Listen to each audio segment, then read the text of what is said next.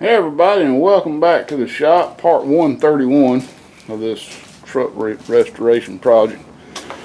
And today I'm waiting on the windshield guy to come and put the new windshield in. Hopefully the weather will hold out. Looks like it's starting to get kind of overcast. They're calling for rain. And found some of this pressed on power steering fluid will stop leaking. This pump's leaking. I'll show you down here on the ground.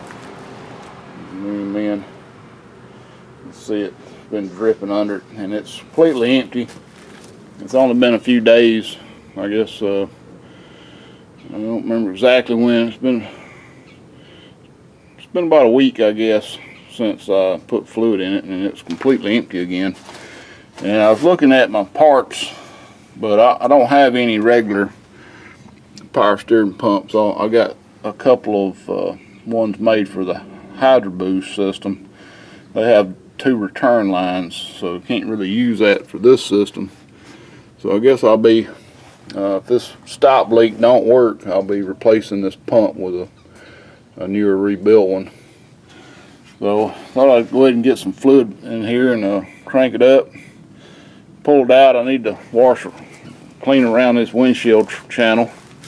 It's getting pretty dirty. And we'll get it ready for the new gasket and the new windshield. Make sure I got everything in there I need to get in there. So I'm going to set you up and we'll get ready to fire it up, and we'll see how she does. Hopefully the tires are still pumped up pretty decent enough to get out of here anyway.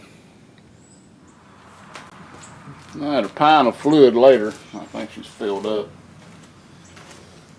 And I didn't see any leaks at all on this steering box. You know, I replaced the steering box, so that's a good thing. I don't like this rag joint on here. And like Moss Man 381, he just put a new rag joint on his C20 3500 91 model, and he was saying that them Dorman rag joints, they don't really fit just like the original. So they do make a new steering shaft, and I looked at buying one, but they were, I won't say they were a couple $100 for a new steering shaft, and I didn't really want to spend that kind of money right then. But it may come down to, we'll see how it works. I mean, like I said, I ain't even got it really nowhere but around here in the lot. So she's pretty dusty. I think I want to wash her off a little bit before that guy shows up. I sure hope I remember to hook that hood release up.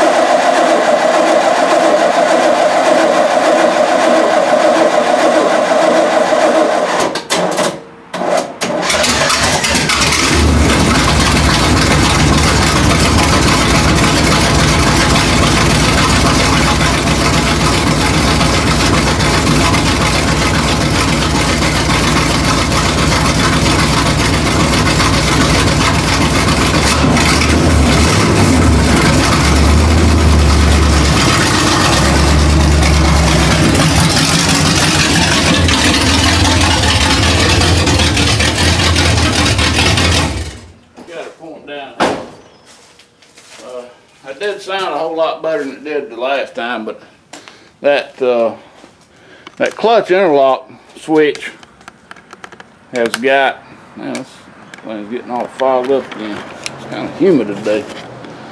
Yep, getting frogged up. That clutch interlock switch has got a place on it. You got to be just right on that switch for that thing to make contact. If you go down too far or not enough, it don't make up. I don't know why. You should be able to push it to the floor and it make up. I see a dent. It looks like maybe it's just a dirty spot. It looks like a dent right there, but I think it's, I don't know, there's something right there. This side, I don't think I've done any, I hadn't done any kind of sanding or polishing on this side. I think I did the other side. The hood was done, and this side, now, I thought I did on these doors, but maybe not. Anyway, I think I'm gonna wash this thing down a little bit and try not to get anything on this dash. That's gonna be hard. I definitely got to clean these channels out because they're dirty. And those here, I had to come back and I don't know if you can even see out of this camera. Good Lord. Maybe you can. I come back in here and had to fill this little spot up because it was rusted out. So I don't know if that's really gonna work. Alright, maybe this camera will defog here in a little bit. Alright everybody, I got this thing washed down best I could. And I still see one dent in this door right here, a little bitty dent. And other than this and this don't look nothing alike. This don't have near enough clear on it. I'm gonna have to come back and clear that again. I think I can just scuff it and clear it. I think the clear was just too dry when I sprayed it. It don't even come close to having the shininess that this door has. And I've kind of went over this door one time, but I still see a lot of orange peel around this handle. That handle's probably going to come back off. There's a lot of orange peel through here and all down through here. I know I've done this fender. Now, here's the biggest problem. Now, you can go back and look at my videos when I did the hood, but y'all can see that. I hope that's picking up in the sunlight. Remember, this hood was very, very rusty. Let's see if I can get a better angle on it. I can't really see anything through the viewfinder, but this hood is bubbled. There's like little bubbles all over it. And I don't know if that's just from the rust coming through the bottom or what, but it is all over it. It's worse on this side definitely, but it's all over it. I can feel it and see it. I don't know if y'all can see it, but now this down through here, no problem. Smooth, pretty smooth. This whole side right here is good, but the top and that other two sections are bubbled. I think I've done this fender, but I still see a lot of orange peel in it, and we'll have to go back over it again. Of course, the door has to be repainted, and the cab over here is almost the same way. It's got a little bit more, but it's dry.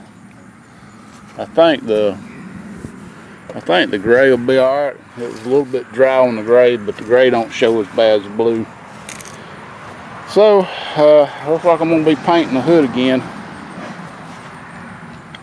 And I may end up just buying another hood because it may end up doing it again.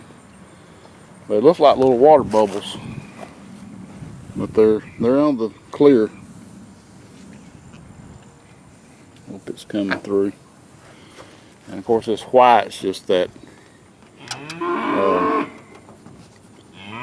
polish when I polished it out. I polished these fenders out. Got polish all over everything. Dang. Looks really bad right here.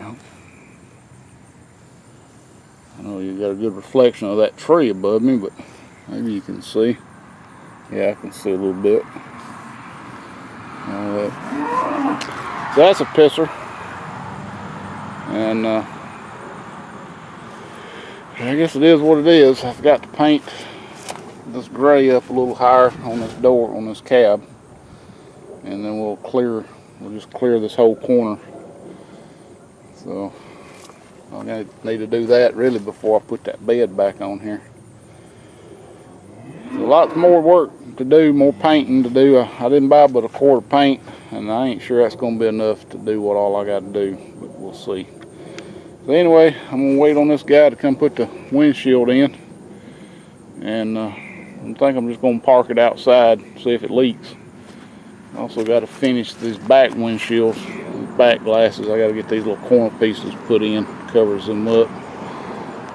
And me and my stepson put this back glass in. We didn't really know what the hell we was doing, so couldn't ever get those little pieces in. It may, the guy that's coming, he may know a trick to it, I don't. And of course you can see on the back where this blue went over the gray. This will all be hidden behind this trim piece, but it don't look good. And then I'll come down with the gray, and got a good sharp line right here for some reason. See my tape line. But all this will be covered up with trim, so that ain't worrying me none. But I just want to remind you how easy this blue has got to be on black, because if it's on lighter color it gets real light. So several people mentioned I should just spot prime that bed and then shoot the blue to it, and it would be like a polka dotted bed if I did. Alright everybody, we got the windshield put in, and I put this gasket on, and I put some of that butyl around the top and down to the sides here. That weep holes right in here, I went right past the weep hole and I stopped. I did not put any sealant on the bottom. Just didn't really feel like it was need to. The guy from Safe Light, real nice guy, he struggled a little bit getting that centerpiece in, but we managed. I helped him out, we got it in. And so other than some paint, I did notice while I was putting this gasket in, I got some places on the roof that's starting to bubble, where there was some rust spots. Yeah, that's some of that butyl. I gotta take something and clean that off with, but I guess we're gonna let it sit outside and see if it's gonna be watertight, and maybe none of these daggum limbs will fall on. I got a damn broke one right there. I guess I need to move this truck, my other truck, out of the way. I'll park it over here where it ain't as likely to get hit by limbs. So anyway, thanks for watching. Oh, and I got this spare wheel. I'm gonna get this tire taken off of it and go ahead and get this wheel sandblasted and painted and a new tire put on. I think I'm gonna probably have to do one at a time. I might could do the two back ones at a time, but I would have to start with this one. All of them's deep wheels, and so we'll end up, I don't know if I guess we'll have a spare before it's over with. So anyway, thanks for watching, and please rate, comment, subscribe for more.